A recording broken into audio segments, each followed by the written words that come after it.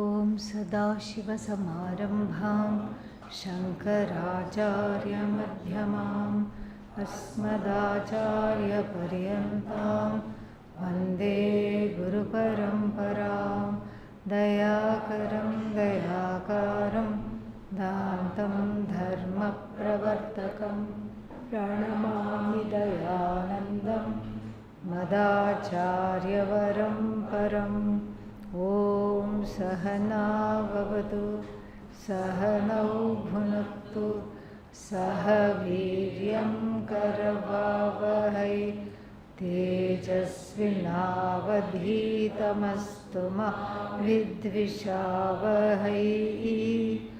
ॐ शान्ति शान्ति शान्तिः। ॐ भद्रं कर्णेभिः शृणुयामदेवाः भद्रं पश्येमाक्षभिर्यजत्राः स्थिरैरङ्गैस्तुष्टुवागुंसस्तनूभिः व्यशेमदेवहितं यदायुः। स्वस्ति न इन्द्रो वृद्धश्रवाः स्वस्ति नः पूषा विश्ववेदाः स्वस्ति नस्तार्क्ष्यो अरिष्टनेमिः स्वस्ति नो बृहस्पतिर्दधातु। ॐ शान्ति शान्ति शान्तिः।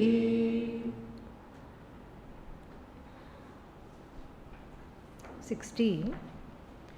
Yatparam, oh, this is the different tune. Yatparam Brahma Sarvatma Vishwasyayatanam Mahat Sukshmat Sukshmataram Nityam Tatvameva Tvameva Tat Jagrat Swapna Sushuptyadi Prapancham Yat Prakashate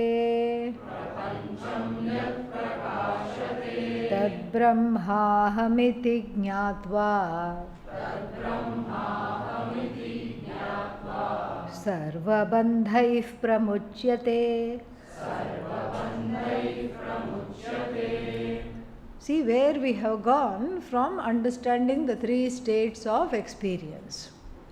So we went from sleeping, dreaming, awakening, and then from there what did we see? First we saw the different states, and in each state there is a certain identification. In as the waker, I am Vishwa, I am Sthula Bhuk. Sthula Bhuk means the one who partakes of all the gross experiences. And then I am the one who is the Karta. I am the one who is also Bhokta. This much we know. It's kind of nice that the Upanishad is also ratifying my reality. I know this much. Yes, this is true. And then as the sleeper, what is there as the sleeper? As the dreamer, first waker, then dreamer. As the dreamer, what am I now? Yeah, I am Sukshma Bhuk. I only can deal with the subtle universe. In dream there is nothing really happening. And it says in the Upanishad that the dreamer is connected to the jiva is connected to the dream state with the help of a subtle thread, a nadi, which is the size of 1/100th of a hair. So if one hair you take and you split it into 100 parts, one of that part is jiva is hanging by that thread to the body in the dream state. So in that thread alone, you have mountains, you have restaurants, you have bus, train, automobile, plane, everything you have.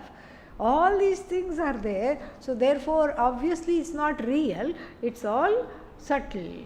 So you are you are a sthula bhuk in the dream. One is partaking of subtle experiences in the dream, and then one is also taijasa, the iridescent one, the shining one. Why? Because you shine with memory and desire, and you cast your own net of Maya and make a small little creation inside Ishvara's creation. So then in sleep what happens? Nothing happens. That's the point. Okay? You wake up and say, I did not know anything, but I know I slept very well. That feeling of having slept well is there, but I did not know anything. That ajnanam is also there.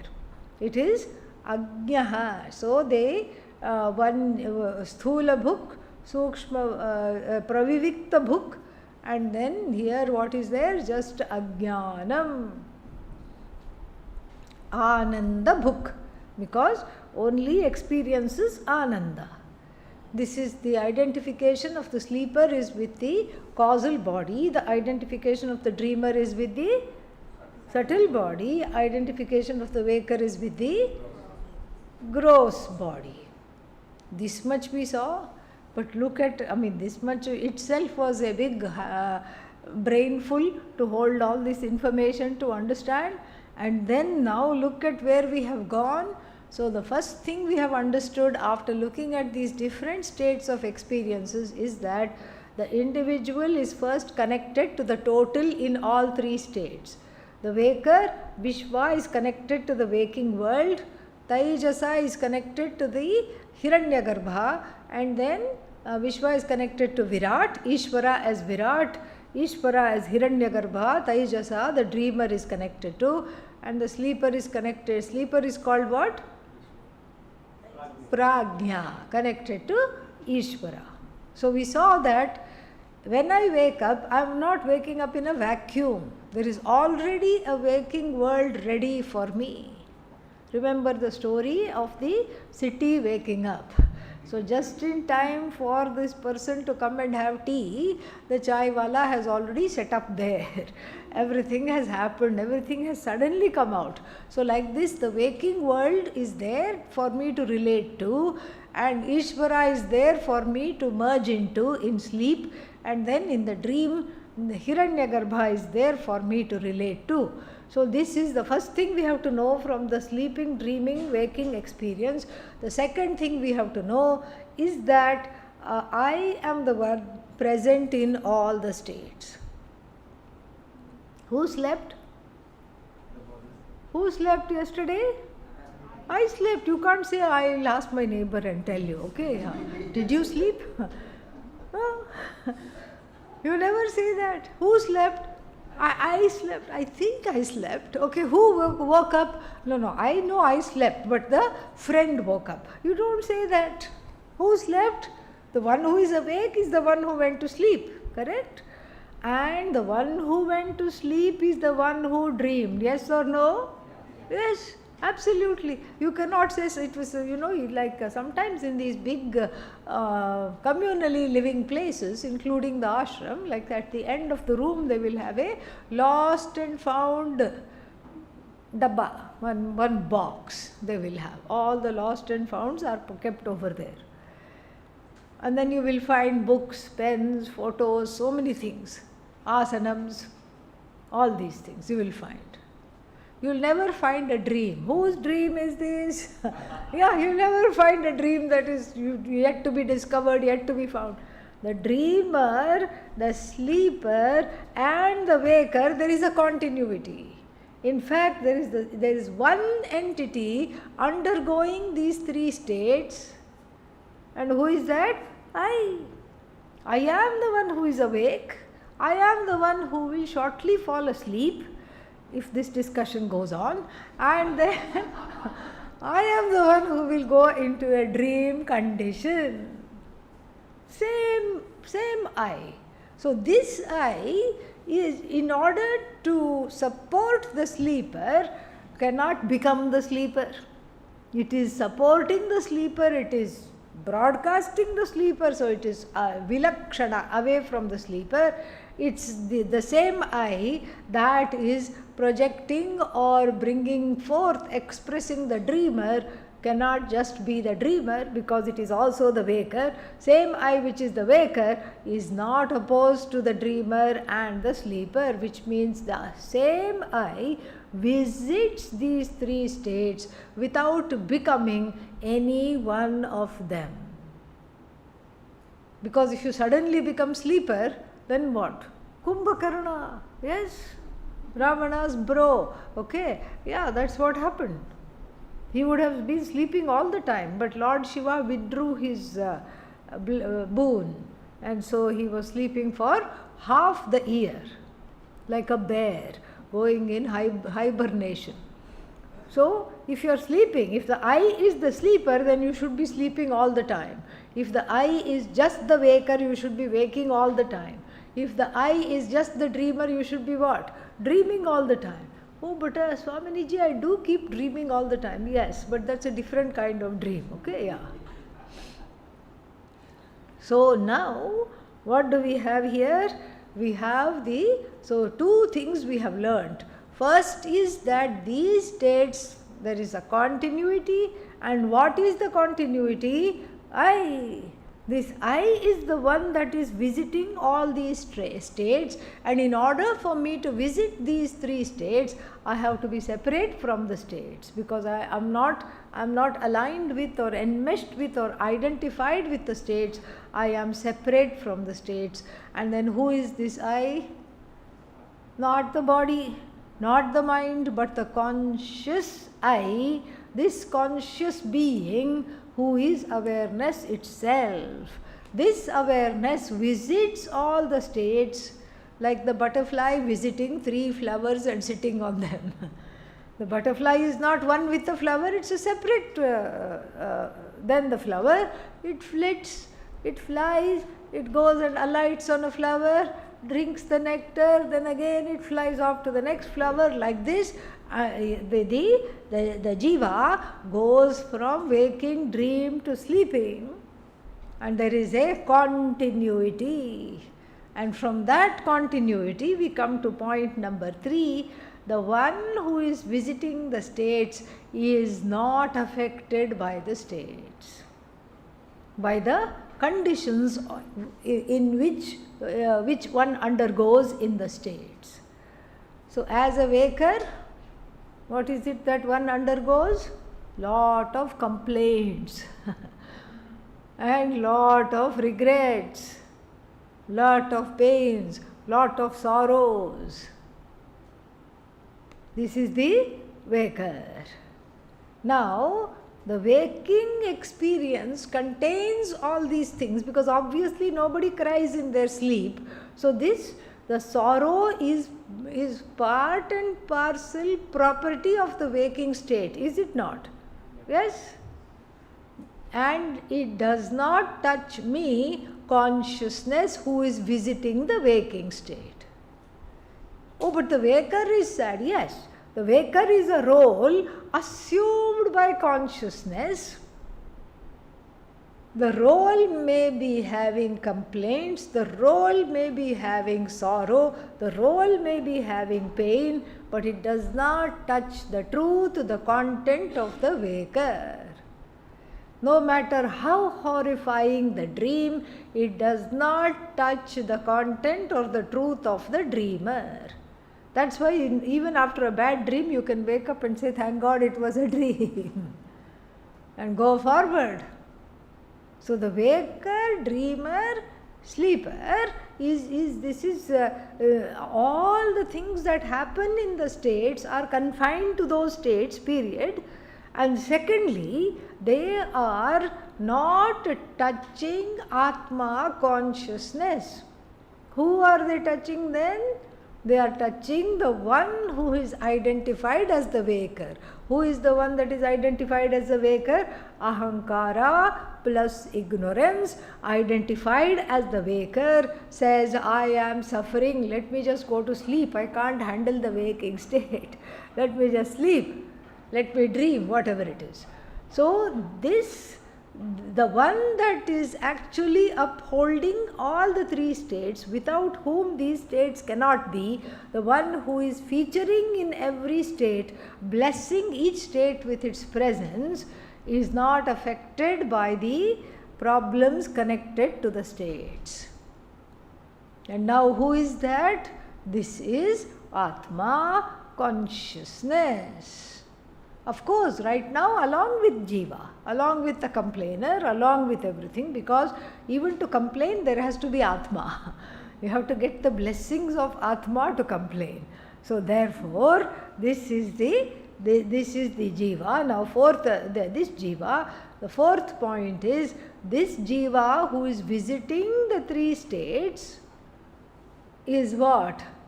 Is just playing in those states. Those states are not the home of this Jiva. The Jiva is like a traveler. In between the states, the Jiva is a traveler. In between life after life also, Jiva is the traveler. And so this traveling Jiva is like a traveling salesperson who keeps going from city to city to sell some new things which the company has developed. So in city number 1, stays in a hotel, checks in the night, checks out in the morning, goes and sells everything, and then drives to the next city. City number 2 stays in another hotel. Like that, city number 3 also stays in another hotel. So the hotel is not the salesperson. The hotel is just a place where the salesperson is visiting. And where is the salesperson's home? Somewhere else, not in these 3 cities. And that somewhere else is called Turiya. We saw that. And why is it called Turiya? Because from the standpoint of ignorance, we count 1, 2, 3, 4. How many are there? 1. Yeah. Whoever said 3, see me after class. Okay. Yeah. So only 1. Only 1, no 2, no 3, only 1. The one is visiting all these 3 and then is free of all the 3, and so therefore it is called the 4th, because these 3 things do not touch. But really speaking, there is only 1. And so if this much is understood, now this one is this one obtaining in the body mind sense complex and visiting the 3 states regularly is equated to Brahman in verses 15 and 16, 15, 16 and 17. So the first it said that this is the starting with 14 itself. So then from this Jiva only everything is born, including the 3 states. It is both the Swarupa Lakshana and the Tatastha Lakshana of everything. And then what else? Etasmat Jayate Pranaha. Then developing the Swarupa Tatastha Lakshana. Then here it is said, from this the prana and everything has come. The 5 elements have come from which? We saw that in the 15th verse. Now the 16th verse also, which we saw, says that this Param Brahma, which is what? Sarvasya Atma, Sarvatma, which is Atma means the truth, the self of everything, the truth of everything. Yat Param Brahma Tat Sarvatma Vishwasya Ayatanam. Ayatanam means the destination of the universe. The truth of the universe, and when the universe resolves, where will it go? To this Param Brahma only, free of all attributes.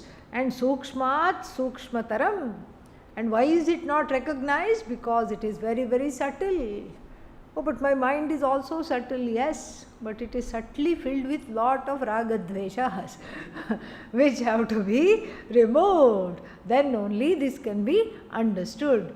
That's why going from the sleeping state to waking state is natural and effortless. But going from ajnanam to jnanam as though requires effort. Why? Because there are a lot of obstacles to knowing in the form of my own blocks, my own resistance, my own fears and tears. And so therefore, sukshmat sukshmataram. And then what is its nature? Nityam, eternal, unchanging, not at all transformed in any way. Okay, why should I know all this? This is nice. Should I take notes and should I just try to remember? No need. Why? Tattvameva. Tat tvameva. That is you. What we are describing is not other than you. It is you. It is not to be memorized. It is to be discovered. It is to be discovered that I am the one who is playing in all the three states. I am the one in whose presence all the creation has taken place. I am the one giving sustenance to the creation. I am the one in whose watch the whole creation will resolve. It's going to say that further. And so therefore, I am that one. Who is this Tat, this Brahman? Which Brahman? Yat Param Brahma Tat. Yat and Tat go together. This Yat in the first line, Tat in the last line are referred to the same thing. Yat, which, Tat, that.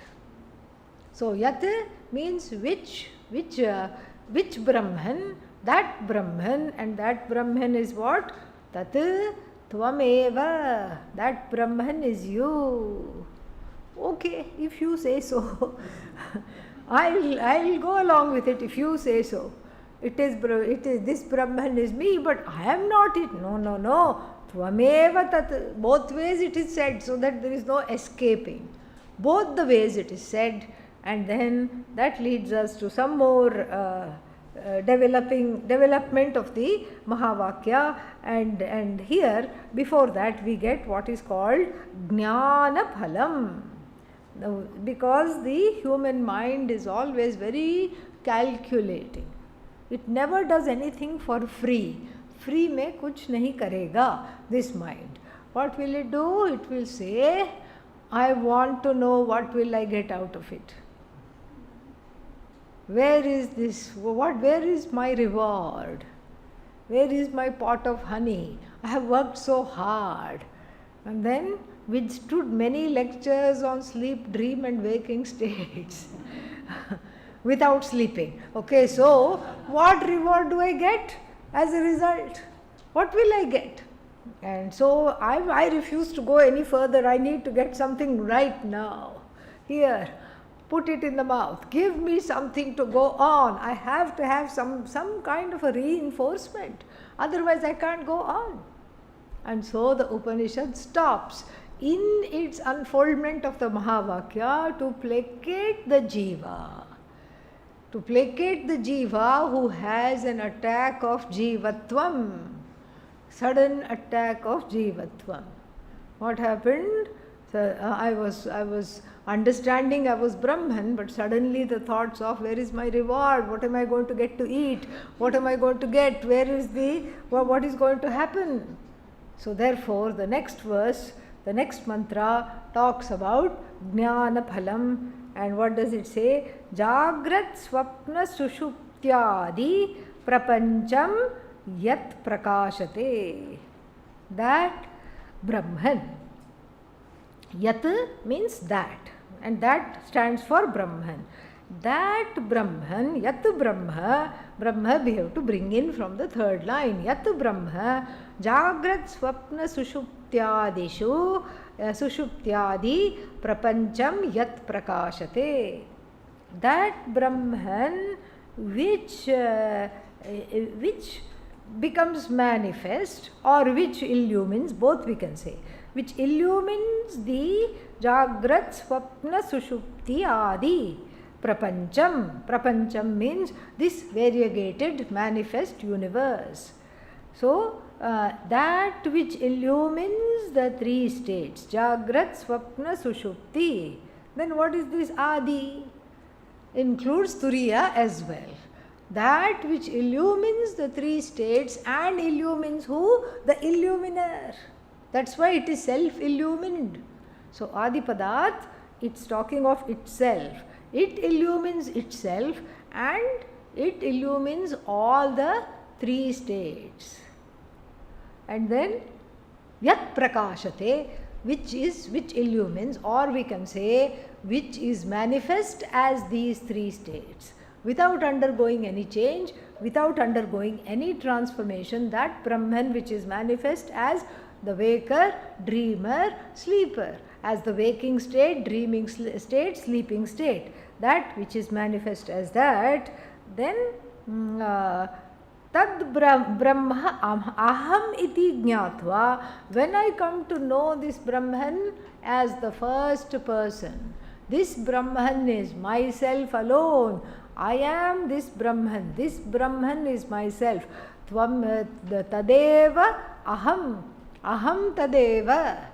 And this is what was talked in the last mantra. So when I know this without a fail, when I know this for sure, without any hint of any kind of a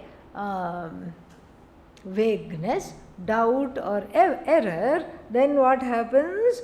Sarva bandhaihi pramujyate.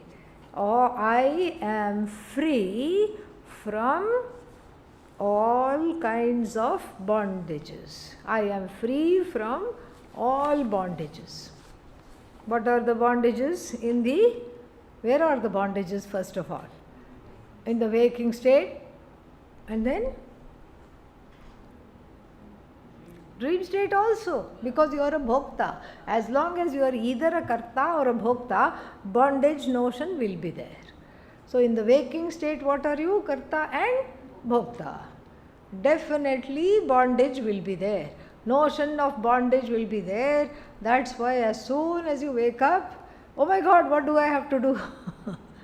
Oh, Wednesday, okay, I can go back to sleep.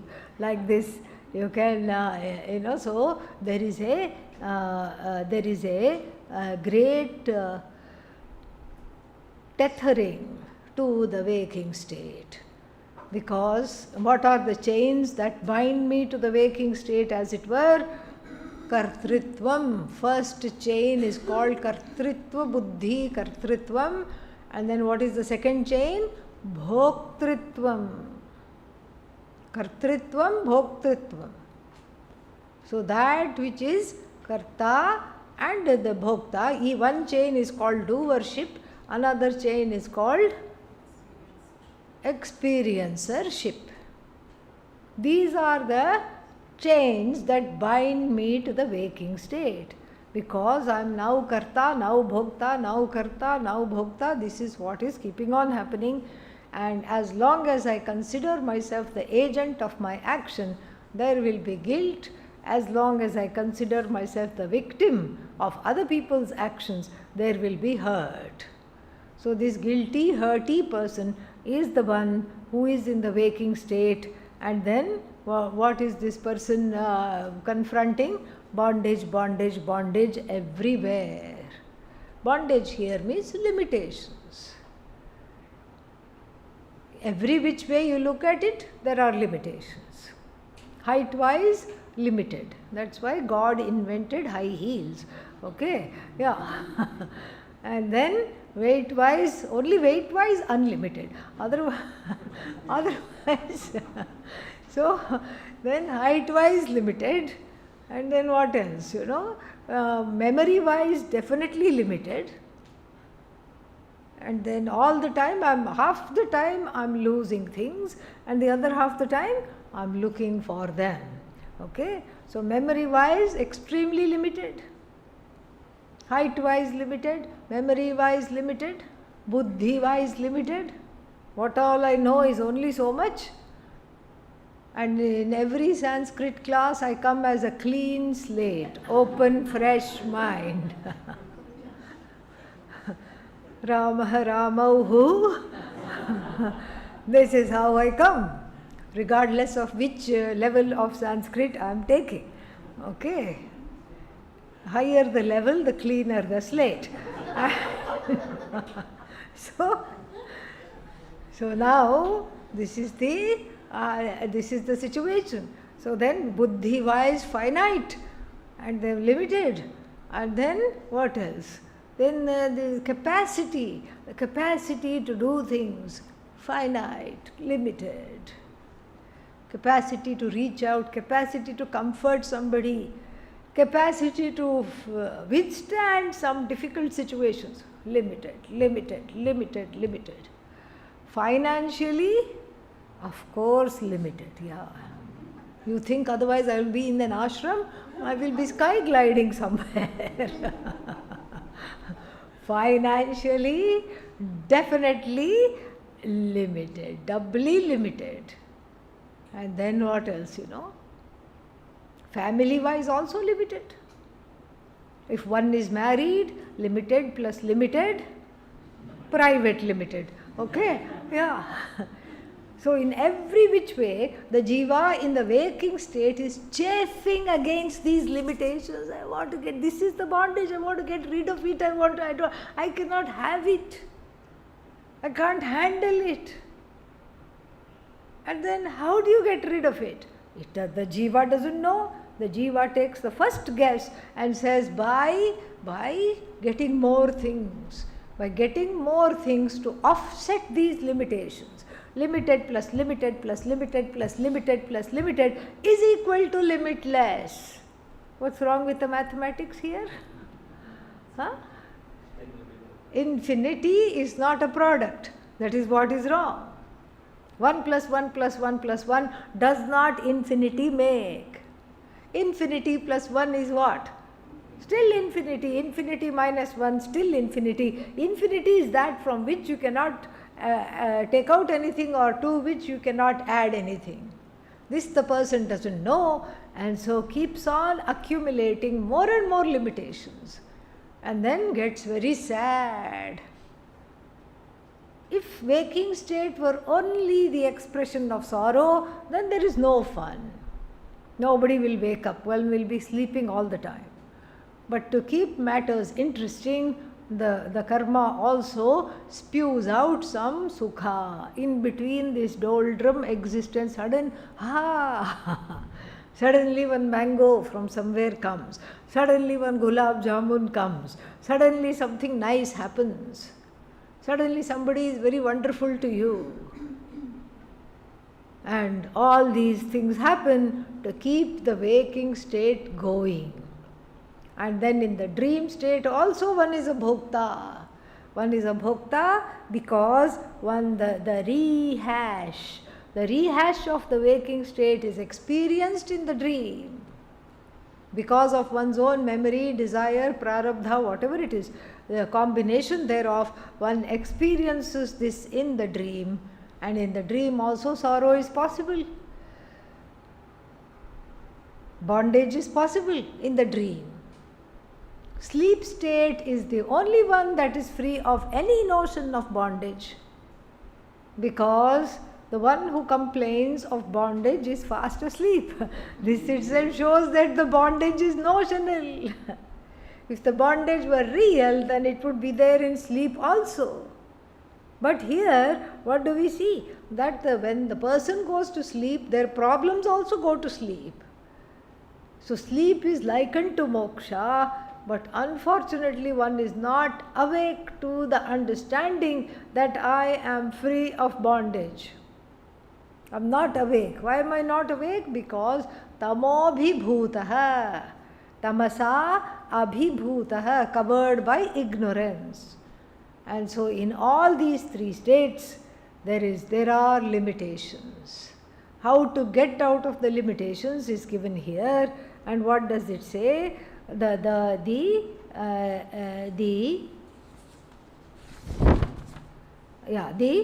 one that is hang on to one, identify with one, that is the one who is illumining all these three states, who is playing in all these three states. Who is that? Brahman. Do not identify as the waker or the dreamer, and that is the way to get rid of bondage. How to not identify as the waker and dreamer? to take more classes, to immerse oneself in Vedanta and understand I am Brahman. Sarva papaihi pramuchyate. And how this pramochanam, how does this freedom happen, is given in a beautiful verse here, number 19. Trishudhamasu yad bhogyam bhokta bhogascha yad bhavet tebhyo vilakshana sakshi Chinmatroham Sadashivah. Trishu Dhamasu, in all the three states. Yad Bhogyam, whatever is to be experienced. And Yat Bhokta, whoever is the experiencer. Yat Bhogascha, whatever is the means of experience. Then Tebhyah, from all of them, Vilakshanaha, separate, is who? Sakshi, the witness. And what is this witness? Chit Matraha. It is Aham, it is I, it is simply in the form of Chit, and it is always auspicious, Sadashivaha. So the translation of this verse will be that which is the experiencer, experienced object, and the means of experience in all the three states. This Brahman is separate from all of them. This Brahman is I alone. I am separate from all of them because I am the witness of these three states, not the participant or not the one identified with these three states. And what am I? I am in the form of consciousness that is ever auspicious. This is the translation. So, Trishu Dhamasu, in all the three states, we find that there are three things in each of the three states. What are they? Bhokta. Bhokta is given because Karta is only specific to which state? Waking state. So only Bhokta is given. Bhokta is common to all the three states. So Bhokta is there. Are you experiencing the waking state now or not? Yes. And then when you, so you are the experience of the waking state. When you dream, you are the dream experiencer. You are also the experiencer of the sleeping state. So in all these three there is a triputi. There is three things in each of the three states which is common. One is what? Bhokta, experiencer. Then the other one is what? Bhogya vastu, the object of experience. The object of experience means that which I have to experience. In the waking state, what is the object of experience? Sukha and Dukkha. In the sleep state, what is the object of experience? Ananda, only Sukha. Only Sukha. In the dream state also Sukha and Dukkha. So we have the Bhokta, experiencer, common to all three states. We also have Bhogya, that which is experienced.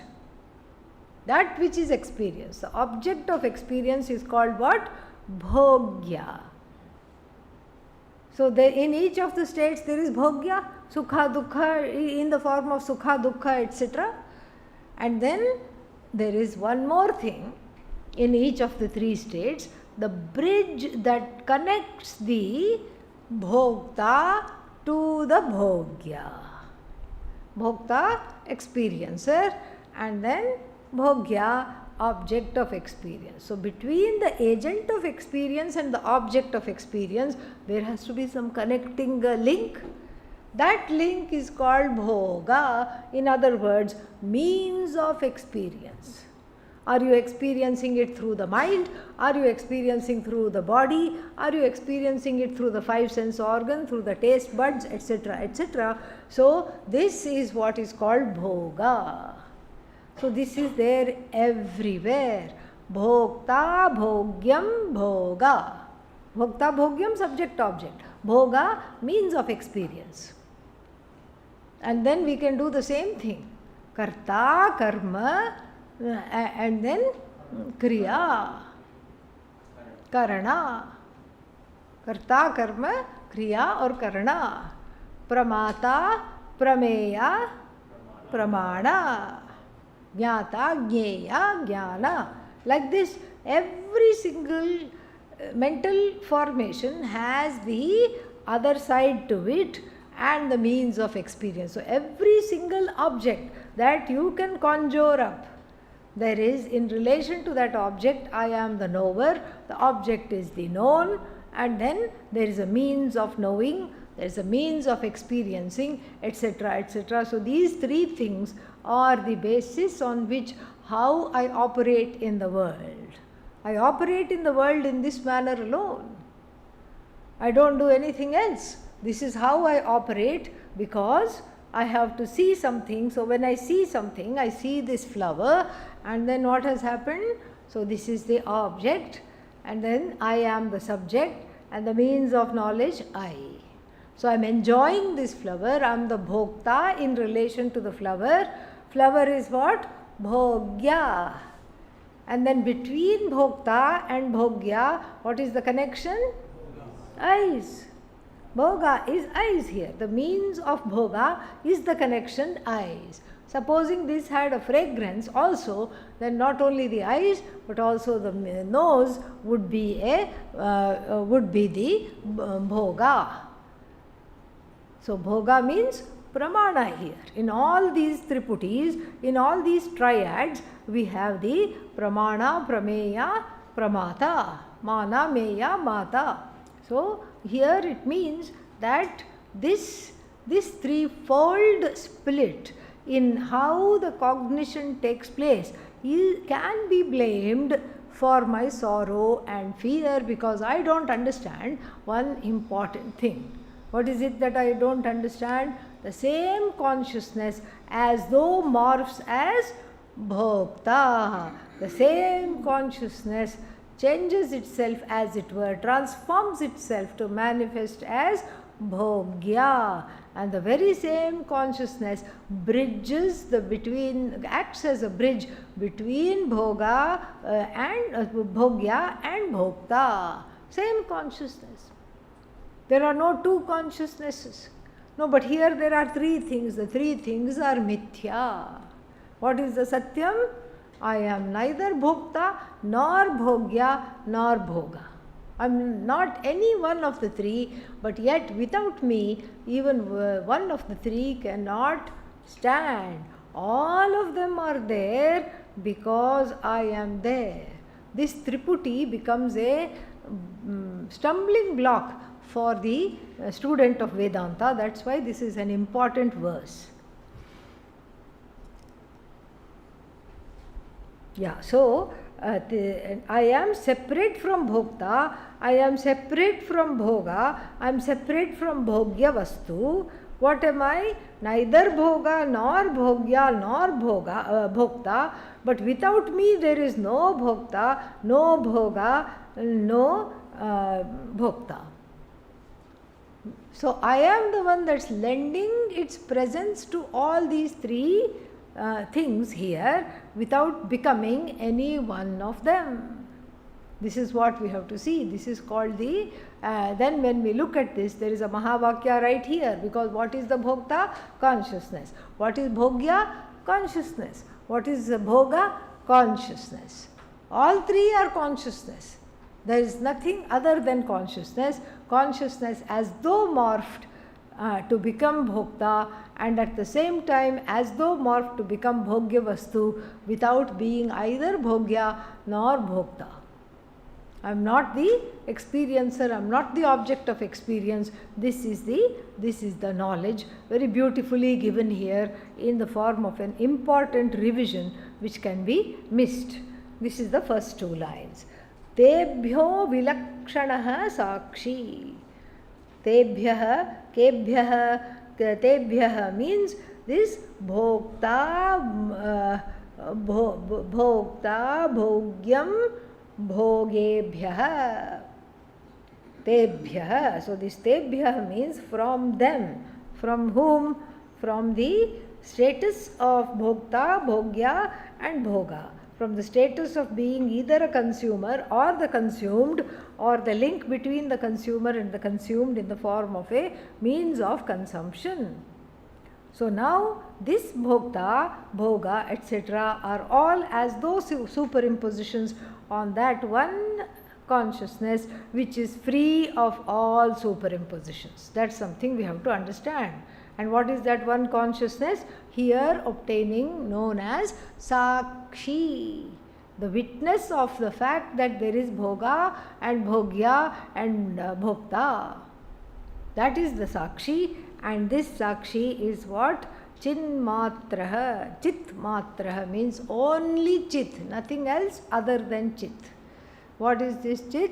This Chit brings in the Jiva. Chit is self-sentient consciousness, that which does not borrow its sentience from anybody, does not depend on anybody to be sentient. This self-sentient consciousness alone is, and that is myself alone. This is what has to be understood. So this self-sentient consciousness is Aham. It is me, it is I, and also it is Sadashiva. Sadashiva means what? Always auspicious, always Mangala, always auspicious. But if you look at the stories of Shiva and if you look at the pictures of Shiva, it doesn't really remind you of auspiciousness. First of all, hanging out in a funeral ground, highly inauspicious, correct? And then what else? And then, not content with hanging around in the funeral ground, takes all the dead body's ashes and just smears himself. Inauspicious. And then has some poison bobbing up and down right here. Very inauspicious, dangerous also. And then snakes are freely moving around his neck. His necklace is a cobra. Kind of inauspicious. And then what else? Bhutanatha means he is the lord of all the ghosts. The ghosts are dancing right all around him. Highly inauspicious. But then, what is his name? Shiva, Sadashiva. Is not touched by anything in the universe. Whatever he touches, he transformed. The ashes of the dead body he touches, and what do they become in his hand? Vibhuti, glory. And what are the ashes? The ashes are the ashes of time, and he who in the form of Lord Shiva smears them on his chest and hands and forehead is the one who is the Lord of time. Kala Bhairava. Very beautiful. So Sadashiva, never Ashiva, never not auspicious, always auspicious, because auspiciousness is not just in the conduct, is not just in what you wear. Even the most inauspicious person with terrible intentions can be dressed in a nice dress. You say, oh, so well dressed they are. But why did they invest in that dress? So that they could rob you when you were not suspicious. That's all it is. Highly inauspicious but wearing auspicious looking garments. But here it's the opposite. Here it is what? Highly looking very, not very presentable, dreadlocks and all these jata and everything. But then whose person is free from inauspiciousness. So to know Lord Shiva, this means what? As myself, I have to go beyond appearances and not take everything, all the ashes and everything literally. I take them metaphorically and see that I too am this Sadashiva. I am this Sadashiva. Chinmatra aham Sadashivaha aham. I am this Sadashiva. I am none other than this Sadashiva. Very beautiful. And then, concluding this section, it says, Mayyeva sakalam jatam मयि सर्वं प्रतिष्ठितं मयि सर्वं लयं याति तद्ब्रह्माद्वयमस्म्यहम्. In me alone everything is born, in me alone everything is pratishtita, means established. I am the one that upholds everything, and in me alone everything resolves. Who am I? Ishvara. I am that Ishvara. In me alone everything rises and falls. In me alone everything is sustained, and that Brahman, which in effect is free of name and form, which is free of all attributes, I am. So first 3 lines Tatastha Lakshana, and the last line Swarupa Lakshana. More we'll see tomorrow. Om Purnamadah Purnamidam Purnat Purnamudachyate Purnasya Purnamadaya Purnamevavashishyate. Om Shanti Shanti Shantihi.